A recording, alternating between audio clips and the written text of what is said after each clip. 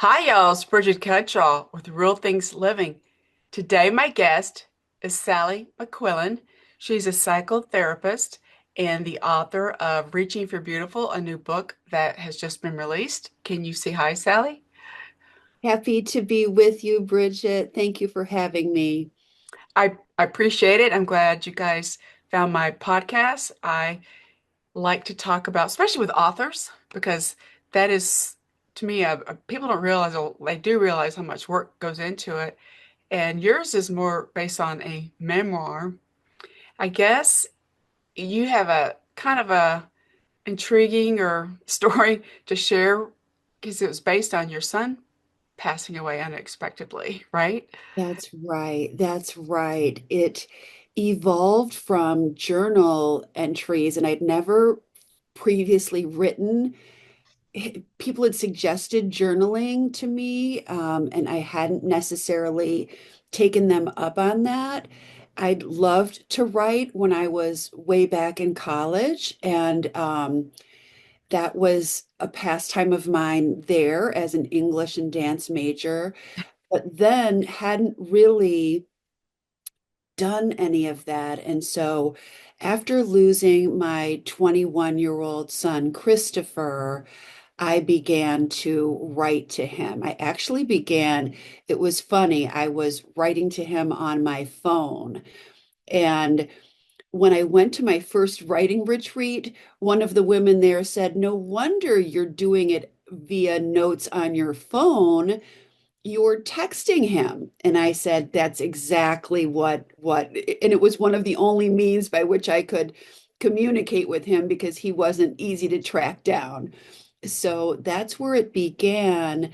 And then I ended up writing for 7 years and multiple drafts and many gatherings with my writing group. And I was able to come out with this memoir called Reaching for Beautiful, a memoir of loving and losing a wild child, just 15 days ago today. And today is Christopher's birthday.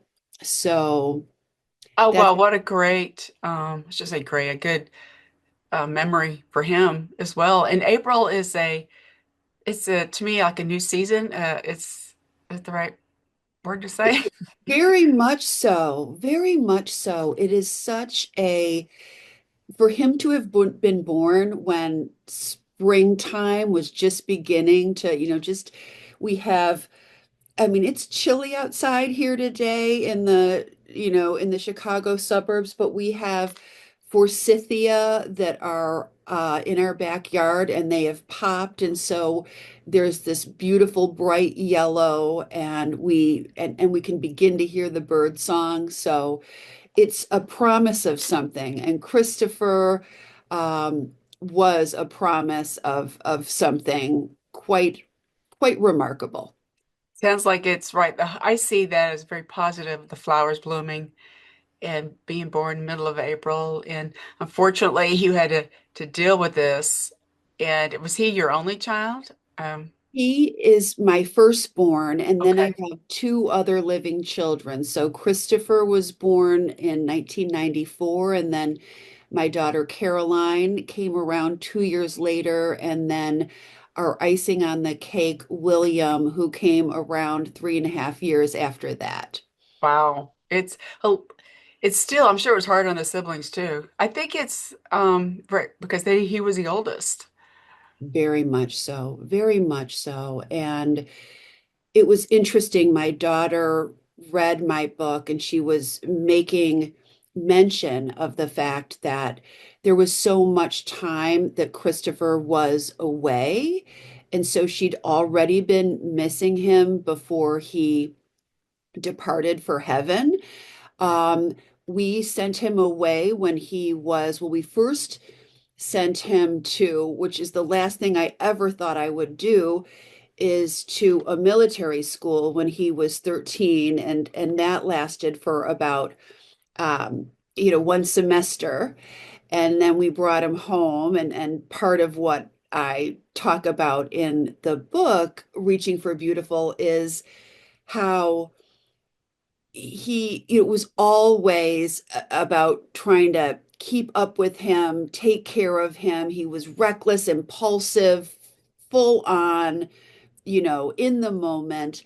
And so when we made that decision to send him away, it was designed to spare him potentially from getting into trouble.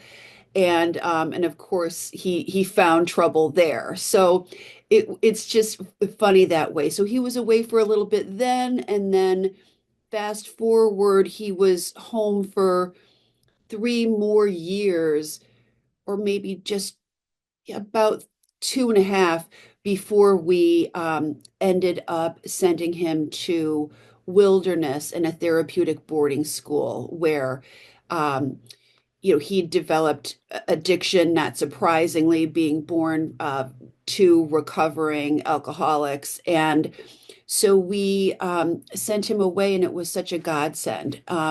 So he was living in Arizona, and we'd visit with him regularly during this chapter. And it was a beautiful chapter during which he was, sort of restored to his very best self. And his best self continued to be reckless and wild and free.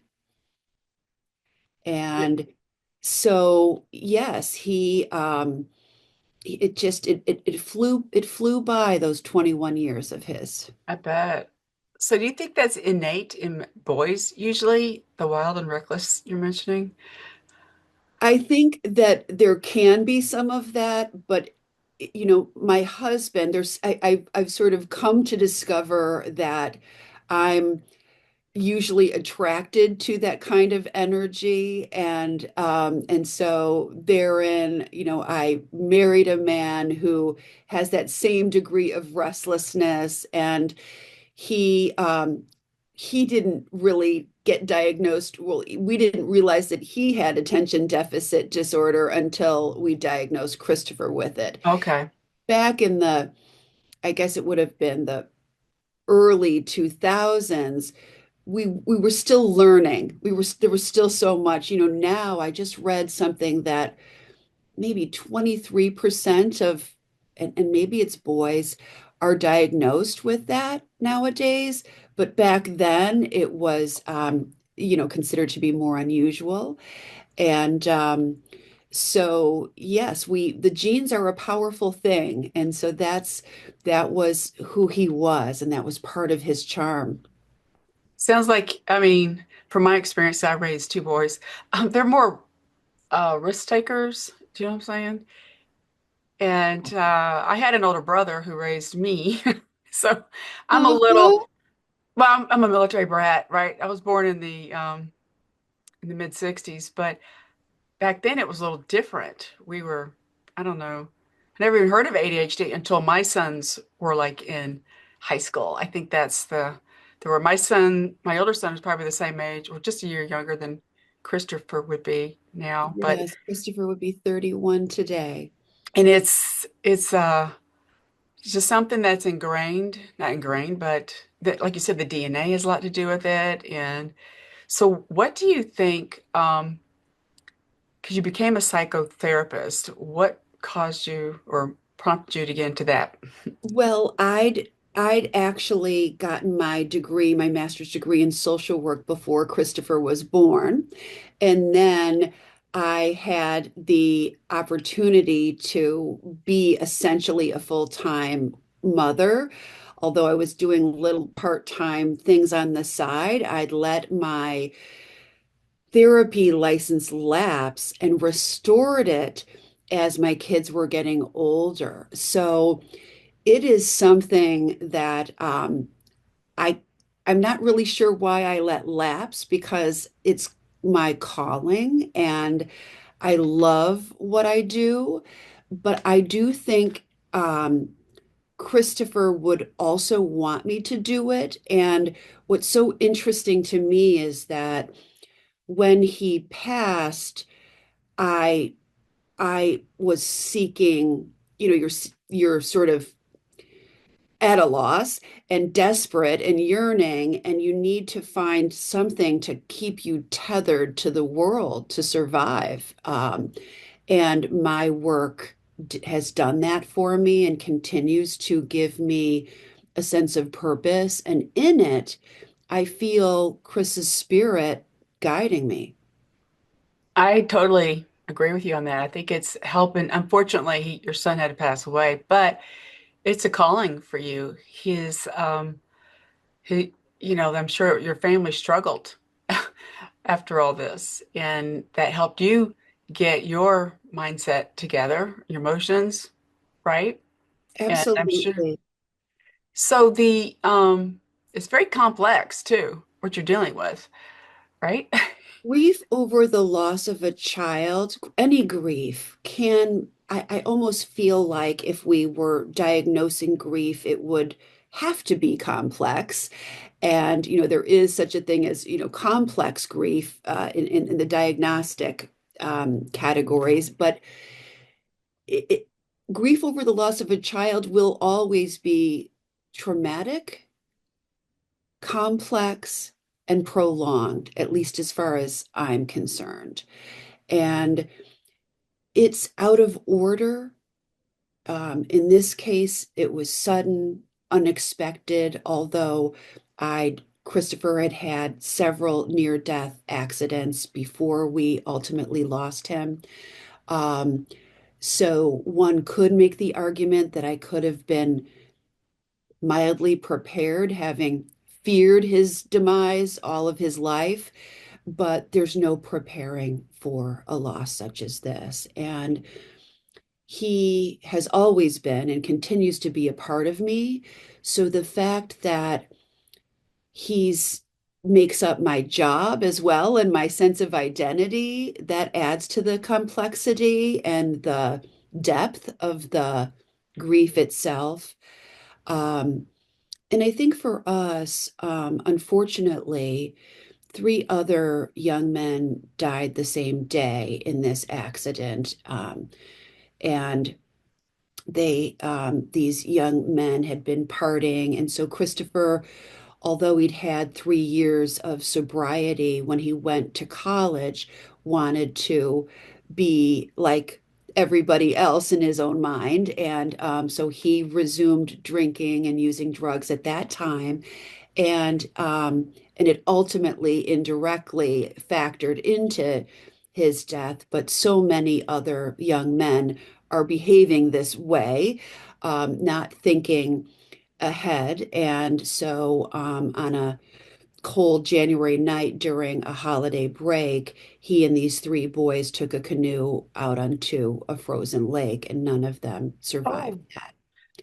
So wow. that's inherently traumatic as well. Yes. So all of this makes for it being unlike anything I've ever faced or ever hope to face again in the way of despair. And so part of what I was attempting to do in writing my memoir was to give an inside look at what it feels like to be in early grief over the loss of a child, so that that could be helpful not just for fellow bereaved parents who are hoping to feel less alone, but also for people who have a friend or a family member who's lost a child and don't know what to say or do.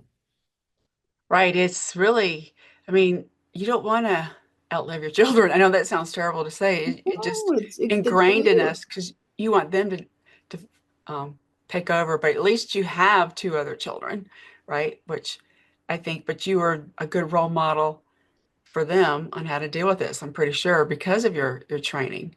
And I just can't fathom. I've had family members pass away, but not a child. I've had some friends from high school whose children have passed away, usually from car accidents, but they're trying to help somebody else. You know what I'm saying? That's what Yes. it's never, yeah, it's just weird. And that's kind of what I think as a parent, doesn't matter how old my sons are, and yours too, getting older, you're still going to worry about them. I, right?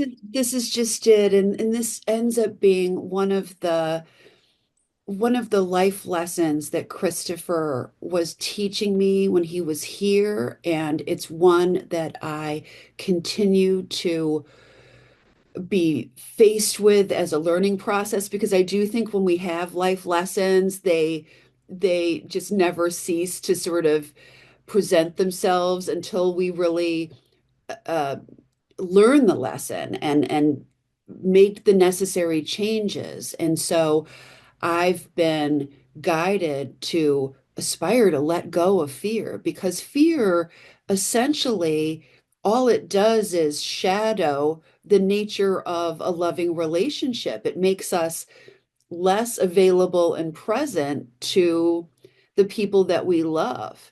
And yet, every single mother I know is infused with it and instinctively feels that she should be protecting and sparing her children from any harm.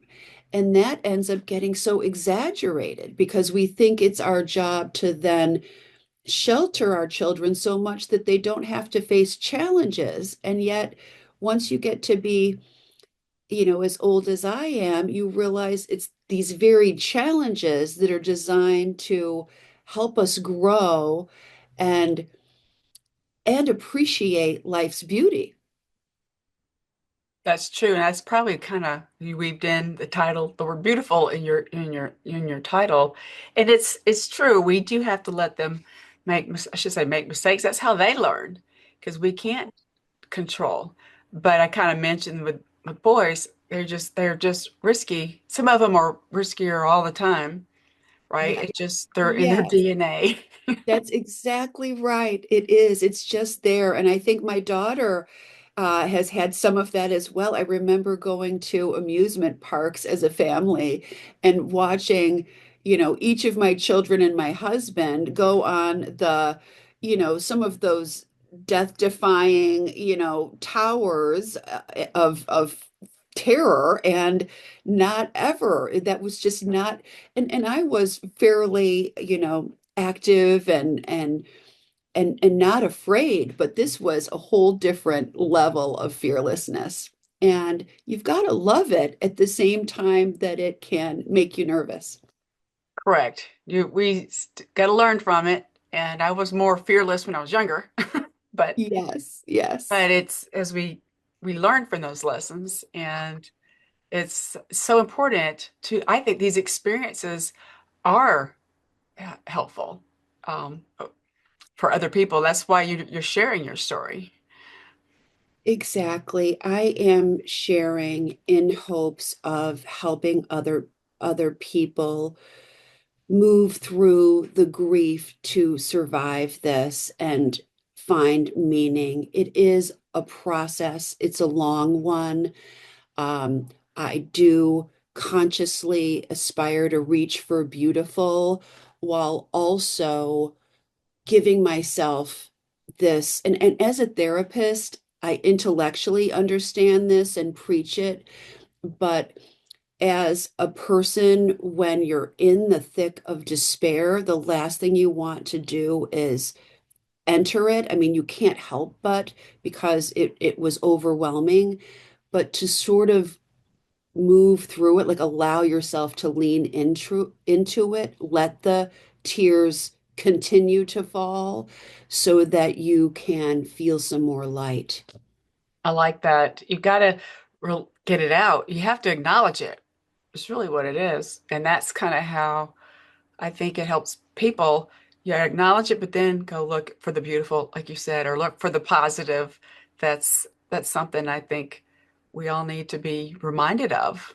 And I'm so glad you're helping others because people, I don't know if it's worse this day and age with technology. What do you think about that? If that is affecting kids with, not kids, but people in general for their mental health? Absolutely. We're seeing such, I mean, when we do look at the fact that I am not alone as a mother grieving a child, that's also related to not just these random accidents, but to increasing suicidality, unfortunately, because of all of the stressors in the world at large, and social media being a machine that can sort of exacerbate those. And then the opioid epidemic. So we're seeing much more in the way of, accidental overdose. And so it's excruciating to think of so many of us being in this position. And we do need to do things differently, don't we? I just was reading about, I think it's Denmark has decided to refrain from having the kids on any cell phone until they're age 13 or something. This is the kind of thing that we need to begin to consider doing, but there's a lot of backlash around it because I mean, and I remember this. Christopher was, he was he was like right at the age where iPhones came out, Right. and right. And so we thought, oh, well, I'm going to try to postpone giving him one, but he was off and running. So just to be able to help track him at that time, it seemed like a really good idea, And so I think parents feel like, oh, it gives me, a connection to my child. But at the same time, look at what kinds of things are disturbing and interfering with their ability to just be present and to learn and to play, you Yeah, know? good thinking. Right, you mentioned the Denmark thing. My sons, I would not allow, they weren't allowed to have a phone until they were 12. Maybe I should have made it 13. But I just knew as a mom, like, I just, right, just Yes, wasn't yes. right. I think you're right. I remember trying to put it off as long as I could, and I feel like maybe I gave in at 11, and by then some of Chris's peers had already had phones for a That's what little, it was. it was new and exciting, and then, of course, with each child, then you end up getting worn down, and but if there were something that were more of a, like you just cannot, nobody can, wouldn't that be great?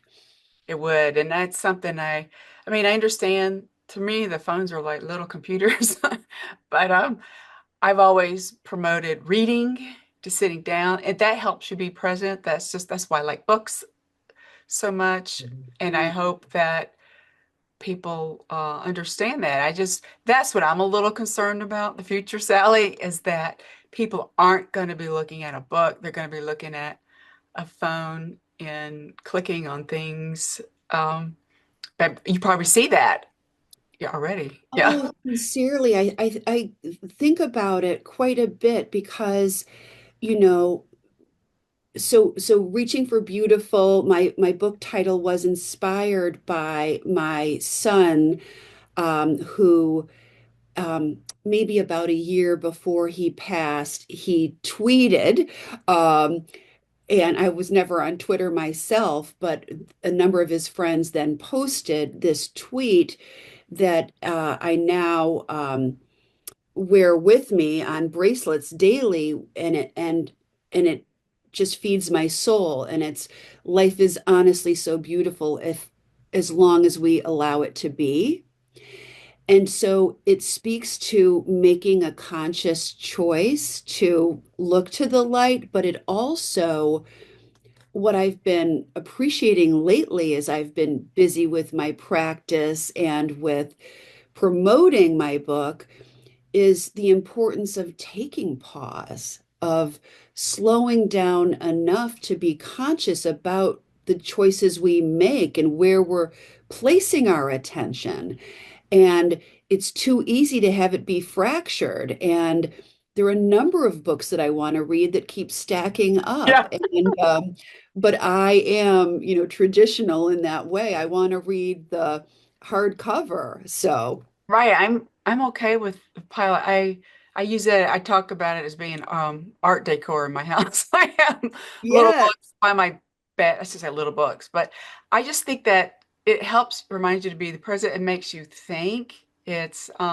It keeps you focused on one thing so at the moment, Oh, right? truly, it takes you into a whole nother world. And so when I was writing this, it was selfishly so good for me to be able to capture my son's life, what it was like to raise him, have this ability to process so much and reconcile, my guilt, the inevitable guilt that every parent feels who cannot keep a child alive. Um, and I'm hoping that in writing it in the way that I have, it also helps people not just sort of vicariously experience my pain so that they know what that's like, but more so that they get a taste of Christopher's spirit, that they are sort of transported, either back in time if they knew him, or get to know him, never having met him, you know? Right. They can visualize it in their way, right? Yes, what a gift books can be in that way to transport us to different places and times and we get to feel things. That's a good point. You've got to have some emotion in a book. Well, they have to feel it their way. That's why writing is so, it also, I think it is therapeutic. Some people don't think it is, but I kind of think it is. I definitely do. I definitely do. I And you don't don't have to know. share. Yeah, Like I don't know that that was my.